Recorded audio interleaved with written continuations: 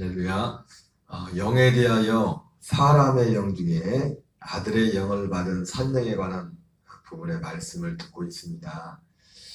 사람의 영은 크게 세 종류라고 했죠. 세 종류라는 표현이 좀 굉장히 이질적인 표현인데, 영이 변할 수 있다고, 사람의 영은 질이 변할 수 있다고 그렇게 말씀을 드렸어요. 그래서 세 종류라고 하는 겁니다. 영이. 원래는 사람이 하나님이 허락하신 영은 생영이고, 이 생영은 아들의 영을 되기로 약속을 가진 그 영이라고 했는데, 생명나무가 아닌 선악과를 선택함으로 죄의 영이 되었습니다. 사실은 이 사람의 영이 이렇게 제가 세 가지로 말씀을 했지만, 사실 사람의 영이 실질적으로 존재하는 경우는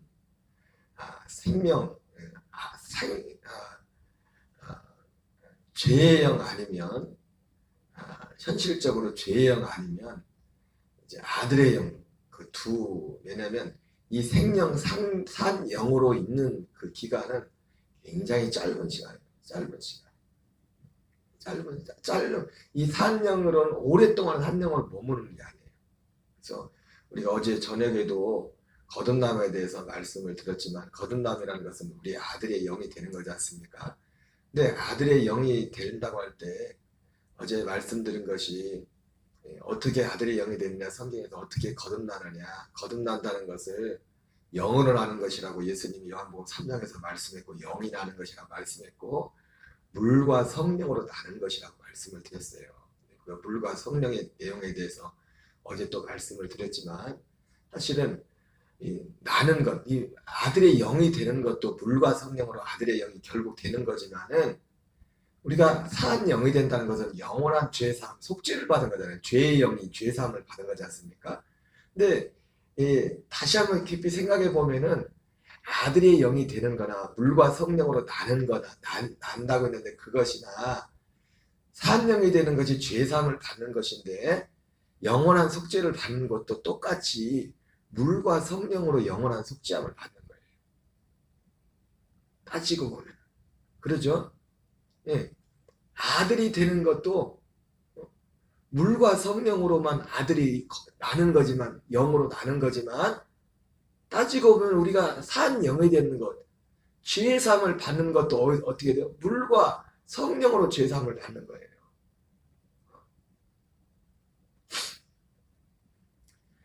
왜냐하면 물은 어제 뭐라고 했습니까? 할례 십자가. 물은 그 앞에 전제되는 게 뭐예요? 약속을 믿음 가운데 십자가의 죽음을 통하여 죄의 몸이 멸하고 죄의 몸이 심판을 받고, 그 죄의 몸이 반드시 심판을 받은 영만, 성령은 물과 성령은 뭡니까? 두 번째 나타나신 그리스도. 물론 어제 말씀드린 것처럼 우리가 그리스도와 함께 십자가에 못 박혀 실제로 죽는 부분이나,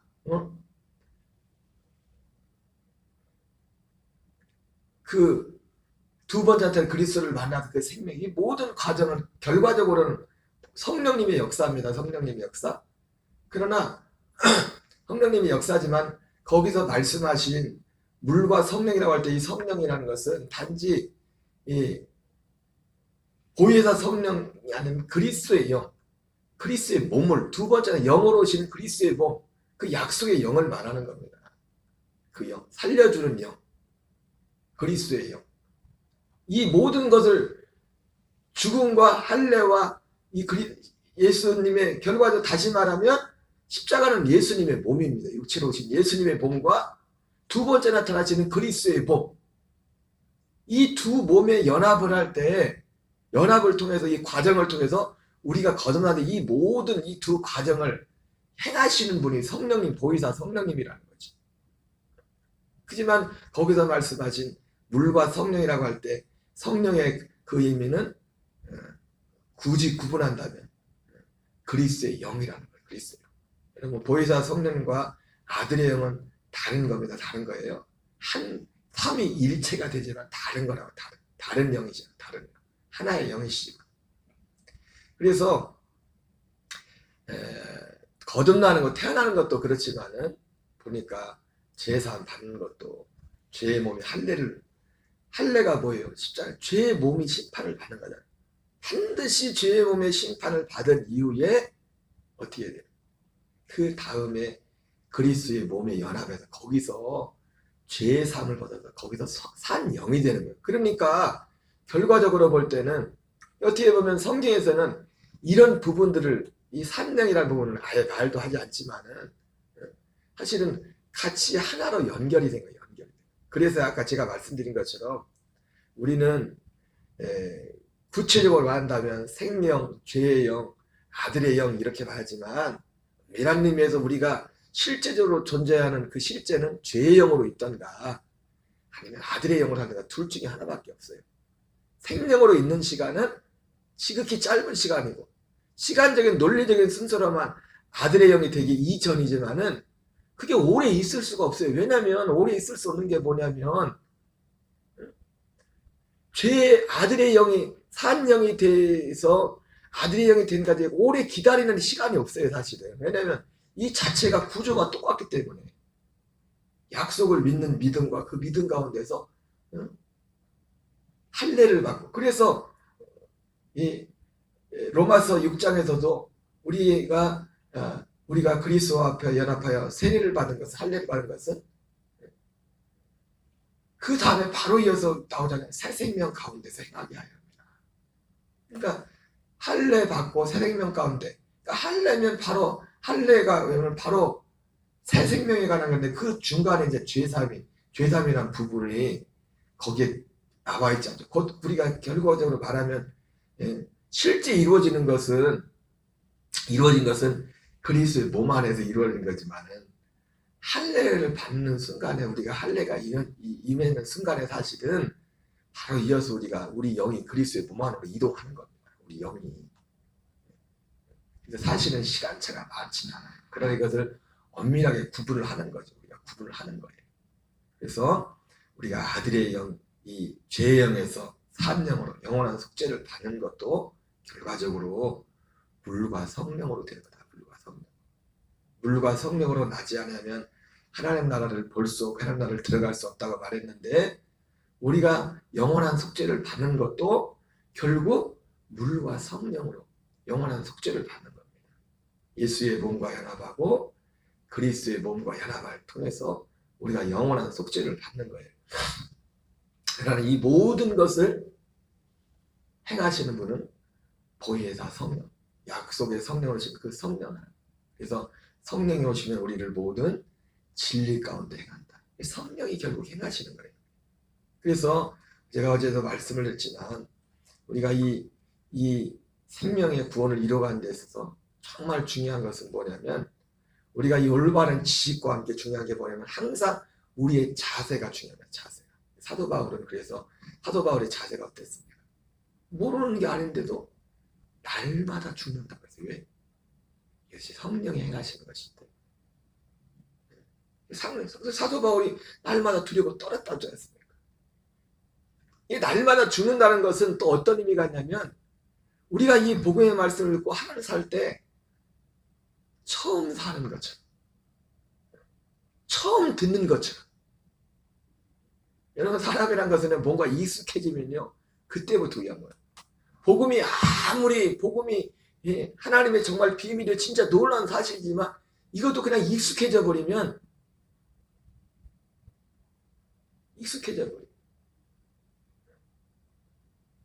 항상 우리가 하나님 앞에서 사도 바울은 어떻게 합니까? 빌립보 3장에서 내가 온전히 이뤘던도 아니고 내가 뒤의 것은 잊어버리고 항상 어떤 분 표현을 말하면 제로 베이스 처음 시작하는 것처럼 항상 처음 듣는 것처럼 이게 되지 않으면요 지식으로 끝나버려요. 복음도 어느 순간에 내게 생명이 되지 못한다. 성령이 역사하실 수 오히려 이것이 우리를 교만하게 하고 그런 어떤 요소들이 되는 것이지.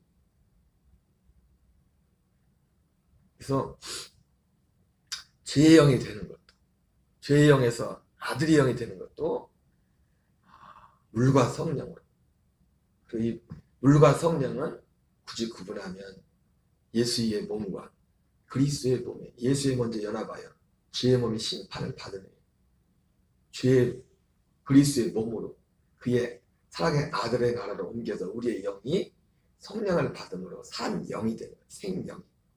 첫 번째 아담과 그러니까 첫째 범죄하기 전에 그 아담의 영과 하나가 되는 거, 하나 똑같은 그 영이 되는 거. 그러나 그 모든 것을 총괄하신 분은 보혜사 성령, 진리의 성령. 예수님 말씀으로 표현하면 또 다른 보혜사 요한복음에 진리의 영, 진리의 영이라고 하죠. 그것이 우리를 모든 진리 가운데로 인도하시는. 진리 가운데 인도한다는 것은 지식적인 면에서 진리도 있지만은 우리를 실제로 그 진리 안에서 살도록 하게 한다는 겁니다. 아들의 영으로 실제로 살도록 하게 한다는 거예요. 성령.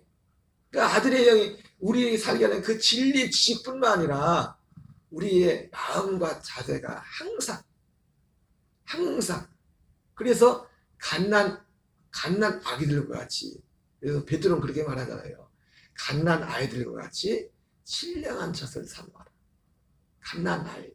항상 우리는 우리의 이 영이 자라가야 되지만은 우리의 자세는 항상 어떻게 해요? 갓난 아이와 같은 그런 갓난 아이 같은 마음. 나이가 아무리 100세가 돼도 하나님 앞에는 완전히 애기죠. 갓난 아기와 같은 그런 순전한 마음, 어린아이 같은 마음. 이거를 유지하는 게 쉽지 않아요. 이걸 유지하는 게 중요해요. 이 마음의 자세, 태도를.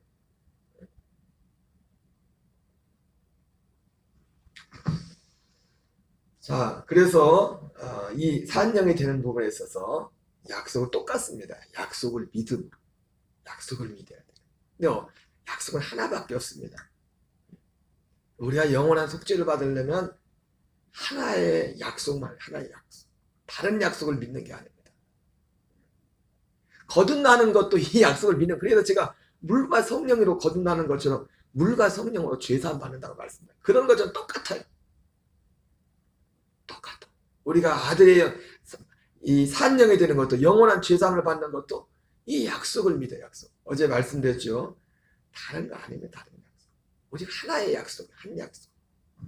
그래서 어제 말씀드렸지만 아브라함이 엘리에셀도 안 돼. 이스마엘이나 켜게 이스마엘도 안 돼. 오직 이삭의 자녀야 돼. 이삭의 자녀. 오직 이 약속, 한 약속.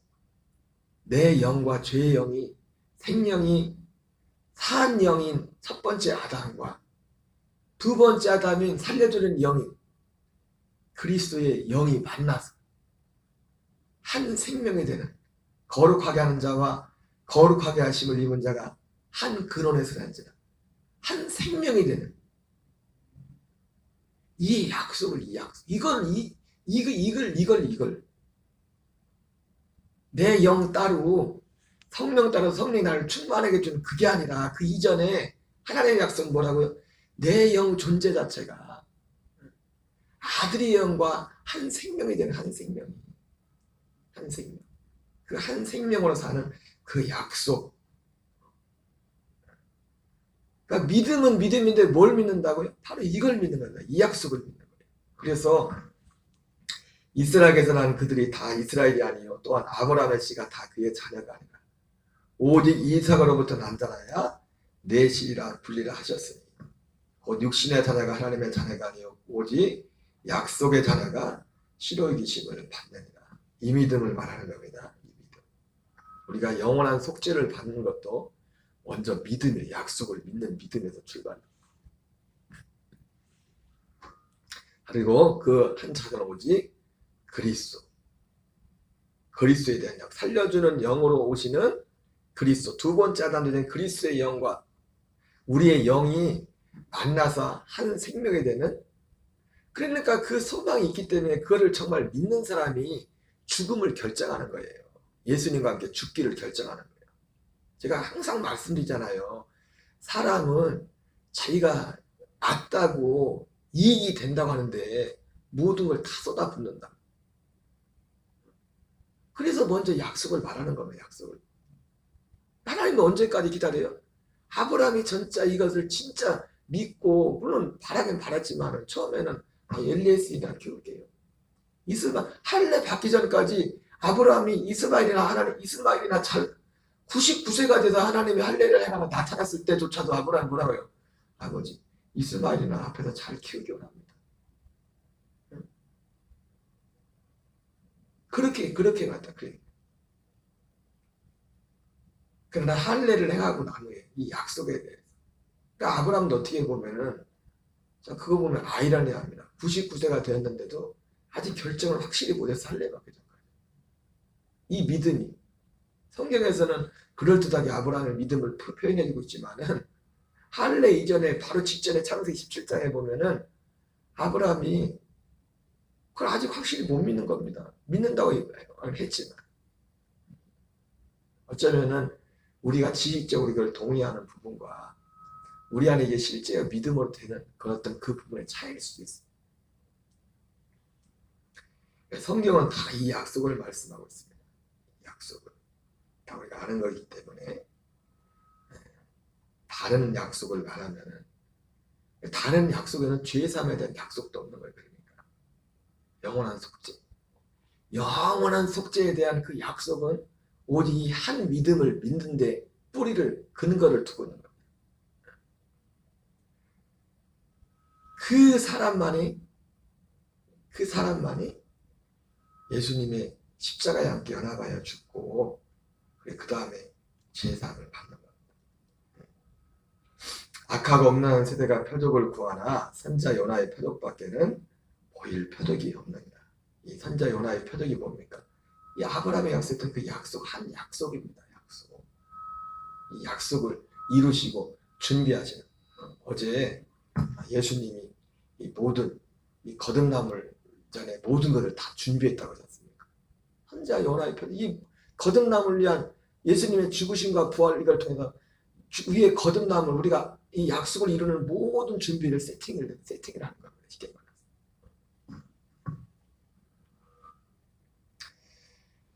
귀신은 오직 어디에 가냐? 물 없는 곳을 다니며 시기를 구하되 쉴 것을 얻지 못하고. 이 귀신은, 여러분, 귀신이 거듭난 사람들 육신에 들어올 수 있습니다. 몸에는 들어올 수 있어요.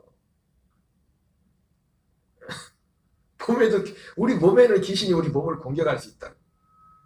그러나 거듭난 아들의 영은 못 들어가요. 아들의 영에 영원한 속죄가 이루어지면 그 거듭난 아들의 영에는 귀신이 못 들어간다. 우리의 몸은 어떻게 할지 모르겠지만, 물 없는 곳이 어디예요? 약속이 없는 곳이고, 이 약속이 없는 곳은 할례도 없어요. 진정한 할례가.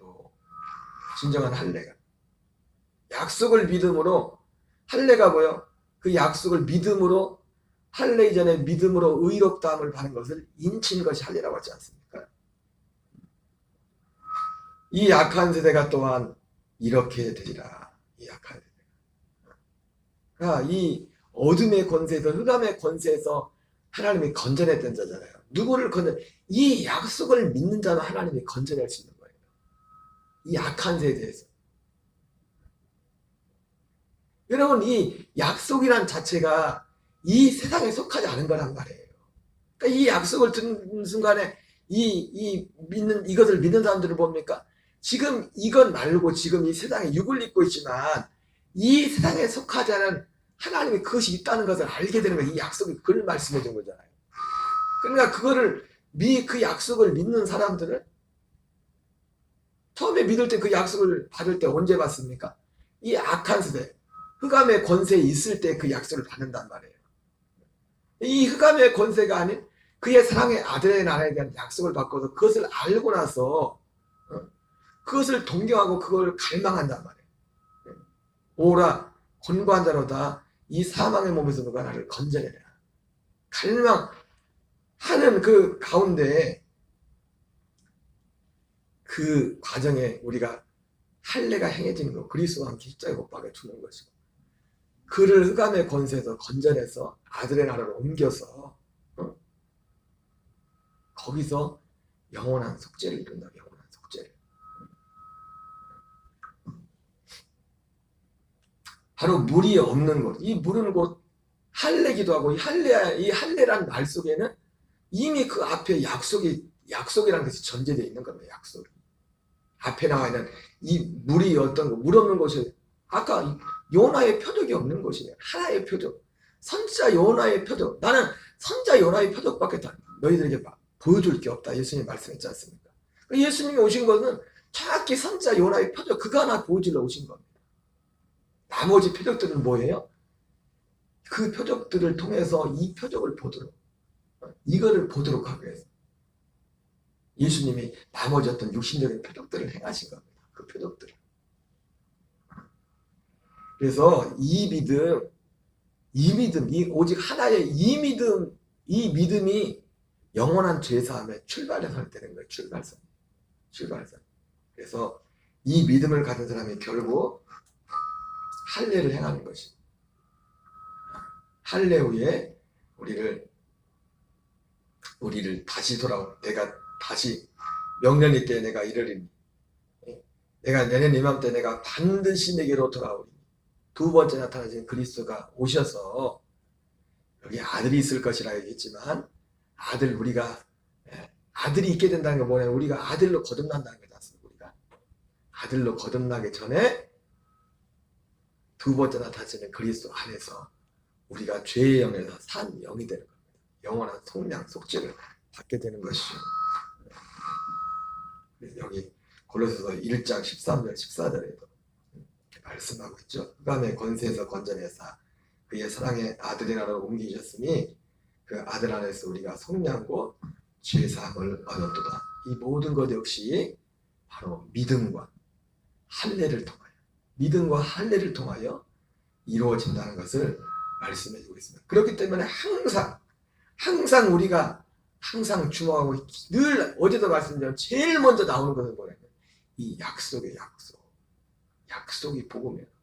이 약속만이 진짜 복음이에요. 그러니까 이 약속 앞에 우리는 늘 어린아이 같은 마음으로 갓난아이 같은 마음. 바울이 날마다 죽느라 말했잖아. 날마다 죽는다는 표현이나 뒤의 것은 잊어버리고 내가 지금까지 이룬 것은 다 잊어버리고 그러나 그게 유효가 되는 건 아니죠. 우리가 지금까지 이루어진 것이 그게 유효하려면 우리에게 필요한 게 뭡니까? 항상 우리는 갓난아이 같은 마음으로 나는 날마다 죽노라. 사실은 사도 바울이 지혜인 겁니다. 지혜.